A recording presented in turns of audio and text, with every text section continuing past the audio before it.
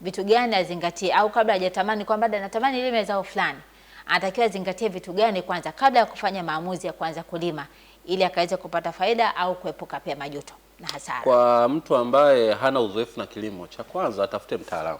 Okay. Afike kwenye site yake, kwenye shamba lake, ili aweze kumshauri kwamba bwana, eneo lako hili ukilima zao fulani linaweza lisikusumbue. Mfano mimi juzi nilimtembelea mtu mmoja, lengo lake alime kitunguu, lakini nilivyofika nikakuta udongo wake hauwezi kufanikiwa kupitia kitunguu. Okay. Na nikamshauri akafikiria kulima tikiti, kwamba udongo wako bwana, ukiweka tikiti unaweza ukafanya vizuri zaidi. Kwa hiyo cha kwanza, kwa mtu ambaye anatamani kulima, atafute kwanza wataalamu. Okay. Wamshauri. Na sasa hivi kuna huduma, watu wanapima udongo. Kwa bwana, udongo kwa udongo wako unaweza ukapanda zao fulani. Zao fulani. Sawa. Lakini kuna ile hali mtu anakuambia bwana, zao hili bwana halitaki sehemu yenye joto. Au zao hili halitaki sehemu yenye baridi. Sawa. Uzuri wa mazao haya mengine, kwa mfano umetamani kulima zao hilo na eneo lako uliko wewe kuna baridi kali. Ndio.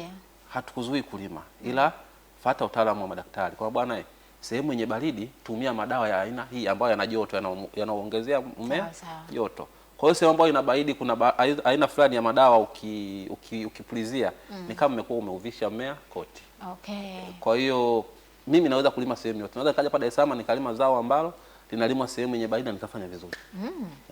Okay? Siri ya mpishi hiyo.